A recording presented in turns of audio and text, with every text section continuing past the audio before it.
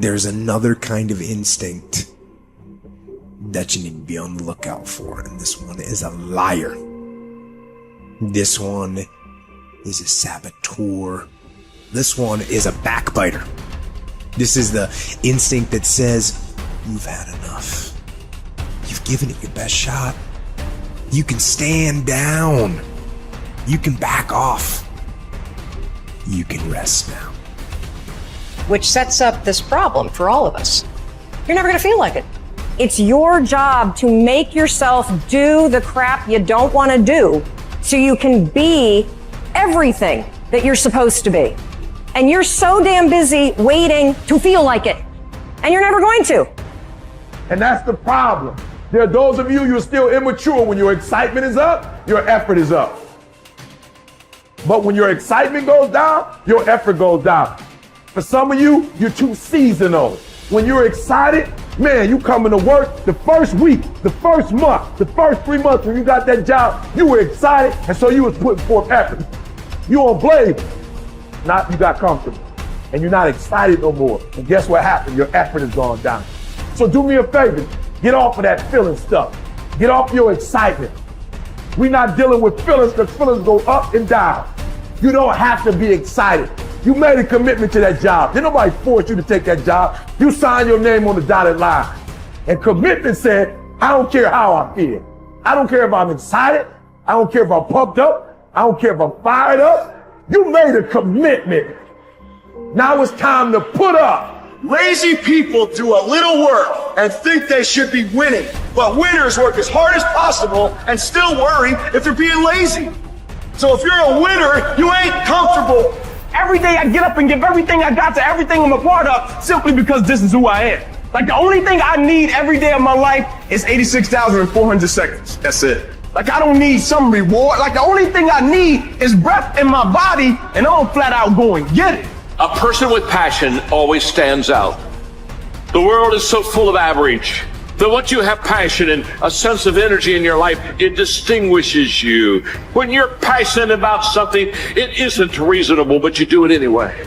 Passion will take you where nothing else will ever take you. It'll give you that decided edge. It'll help you to stand out. When you want to become a diamond, your whole attitude change, your whole mindset, your thinking, your relationships, the decisions that you make, how you spend your time, your energy, all of it changes. See, this is something that you can't be in this business. This business has to be in you.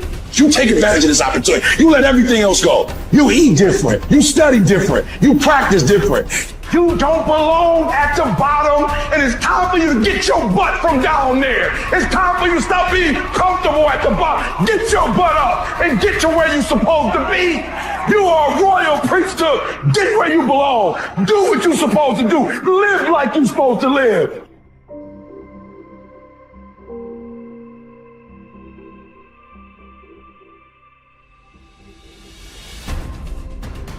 Get better every day. Socrates didn't know much. There wasn't much he held for certain. But he was sure, he said, that we cannot remain as we are. It doesn't matter who you are. It doesn't matter what you've done. Nobody is as good as they could be. Nobody is perfect. Everybody can improve. There are few self-fulfilling prophecies more important or more dangerous than this. If you think you have room to grow, you do, and you will. If you think you're as good as you can be, you're right. You won't get any better. It has been said that Tom Brady, the greatest quarterback in history, the youngest and the oldest to win a Super Bowl, isn't obsessed with winning. That's not what he focuses on. He's obsessed with improving the accuracy of his touchdown passes in the fourth quarter. He's obsessed with getting a little bit faster at releasing the football. He's not willing to stay the same, even though that same is very consistently the best in the league. The process of getting better, that's his drug. That's the dragon he chases. That's how he is able to defy aging and all expectations. The Japanese word for this is kaizen, continual improvement. Always finding something to work on, to make a little progress on. Never being satisfied, always looking to grow. Revolution, transformation, That's what amateurs chase. The pros are after evolution. If the first step is just showing up, committing to doing something each day, then the next step is finding something to focus on getting better at each day. And in this, where cumulative improvement meets compounding returns, we can harness one of the most powerful forces on earth. Think about it. Most people don't even show up. Of the people who do, most don't really push themselves. So to show up and be disciplined about daily improvement. You are the rarest of the rare, and if improvement sounds difficult, how about just making fewer mistakes? This is what Gehrig's manager said about him. The secret to Gehrig's incredible trajectory as an athlete wasn't just his commitment. It was that he never made the same mistake twice. The guy who began his career blowing at least one play per inning improved to one mistake per game, to one per week, to one per month. To err is human. But to err each day is to become closer to the divine. We not only hold ourselves to a standard, but we ratchet the standard up as we go. Just as with weight training, what we're lifting should be steadily increasing with each subsequent workout. Our unwillingness to be satisfied with our performance, to be done with our progress, is what keeps us from plateauing. It drives us forward. Is it a little discouraging that we never seem to arrive? That our standards rise just out of reach of our abilities? Absolutely not. We move the goalpost so the game doesn't get boring, and more important, so it never ends. Ultimately, this brings us more pleasure and more satisfaction. We reach heights we'd never have been able to see otherwise. Do you want to be rotting or ripening? Are you getting better? Because if you're not, then you're probably getting worse. Anyone, whether they're a professional athlete or a house cleaner, can get better at their job. You can get better at being a person, a citizen, a son or a daughter. You can get better at how you think, how you focus, what you think about.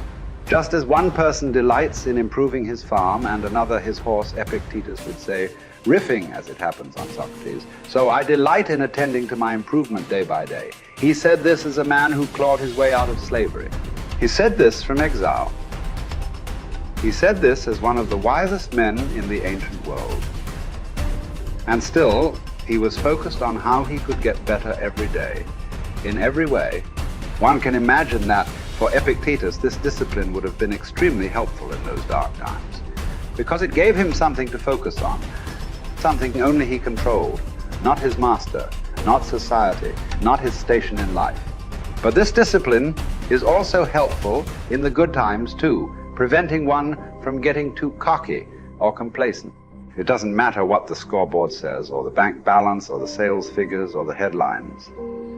You know whether you're getting better or worse, whether you're making progress day to day.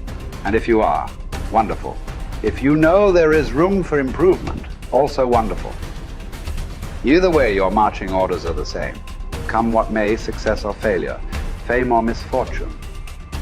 A focus on progress lets us look ourselves in the mirror with pride and ignore all the commotion in the background. It's the journey of a lifetime.